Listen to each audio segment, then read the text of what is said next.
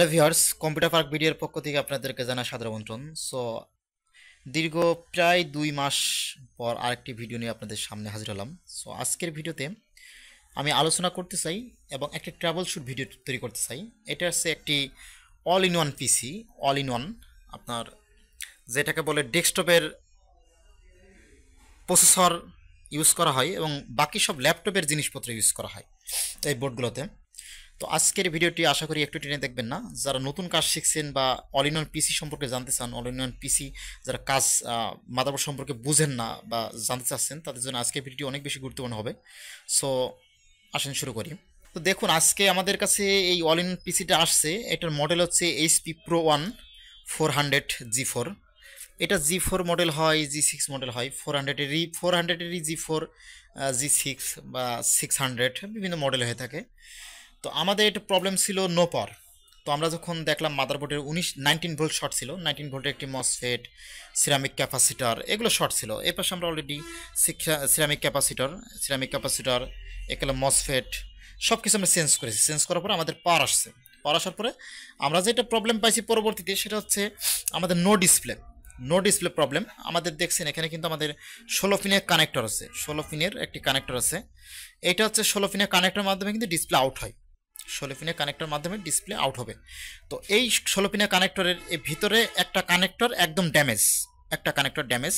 তো এই কানেক্টর থেকে আমরা কিন্তু দেখুন এখানে কালো তার দেখছেন, আমরা কিন্তু কষ্টতে পেঁচায় রাখছি। এই কালো তার আমরা ঝালাই করে নিয়েছি, ঝালাই করে নিয়ে আমরা ডিসপ্লে আউট করেছি। তারপর দেখি আমাদের ডিসপ্লে আউট হয়ে গেছে। তো এরকম যদি কখনো যদি কোনো ধরনের প্রবলেম হয়ে থাকে, এই ম্যাক্সিমাম দেখা যায় কি এইগুলা এই অল ইন ওয়ান পিসির ম্যাক্সিমাম প্রবলেম হয়ে থাকে কি যে এইটা হচ্ছে নো ডিসপ্লে প্রবলেম আসে। ম্যাক্সিমাম সময় দেখবেন যে নো ডিসপ্লে প্রবলেম, ডিসপ্লে আসে না। তখন দেখা যায় আমরা যে এই 256, মানে এটা হচ্ছে আপনার 32 এমবির একটা বায়োস আছে। এই বায়োস কিন্তু আমরা ফ্ল্যাশ করি, ফ্ল্যাশ করার পরেও দেখো আমাদের ডিসপ্লে আসে না। এই জায়গায় ব্যাক পার্টে আমাদের কিন্তু একটা সিপ আছে। যে সিপ সেট কিন্তু মেন হচ্ছে কি, সিপ সেটের প্রবলেমটা হয় মেন হচ্ছে নো ডিসপ্লে প্রবলেম হলে মেন হচ্ছে সিপ সেট প্রবলেমটা সবচেয়ে বেশি হয়, যার কারণে সমস্যাটা আসলে বাড়ে। এই কারণেই নো ডিসপ্লে হলে কিন্তু এই ধরনের কাজগুলো একটু কমই হয়, কিন্তু নো পাওয়ার হলে এই ধরনের কাজ মোটামুটি বেশ ভালো হয়। তারপর নো ডিসপ্লে হোক, নো পাওয়ার হোক, এই ধরনের যদি কোনো অল ইন ওয়ান পিসির কাজ করাতে চান, তাহলে আপনি আমাদের কাছে পাঠাতে পারেন। আমাদের ঠিকানা হচ্ছে ঝিনাইদহ সমবায় মার্কেট, পৌরসভা গেটের অপোজিটে জনতা ব্যাংকের নিচে সমবায় মার্কেট, দোকান নাম্বার 10।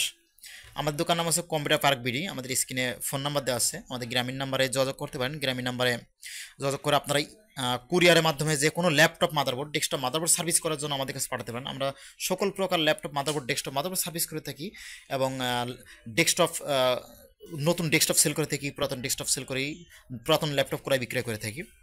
তো এখন আমাদের কিন্তু এই এই অল ইন ওয়ান পিসিটা রেডি আছে ফুলফিল, এবং এই জন্য আজকে ভিডিও তৈরি করেছি যে যারা এই ধরনের প্রবলেম পড়ছেন তাদের আজকে এই যে কানেক্টর বিষয়টা যে বললাম, এটার জন্য একটু হলেও হেল্প হয়। এবং যারা এই ধরনের প্রবলেমে আছেন বা ডিসপ্লে আসছে না বা পাওয়ার আসছে না, এই all in one PC HP হোক, ডেল হোক, তারা যেন আমাদের সাথে যোগাযোগ করতে পারেন। আমাদের ঠিকানা যেহেতু ঝিনাইদহ, আপনার ঝিনাইদহর আশপাশ থেকে হলে কুরিয়ারে পাঠাতে পারেন, অথবা সরাসরি আমাদের কাছে আসতে পারবেন। আশা করি আপনাদের সাথে থাকবেন এবং আমাদের ভিডিও যদি ভালো লাগে তাহলে অবশ্যই আমাদের চ্যানেলটি সাবস্ক্রাইব করবেন, লাইক দেবেন, কমেন্ট করবেন এবং ভিডিওটি কেমন লেগেছে অবশ্যই জানাবেন। আল্লাহ হাফেজ।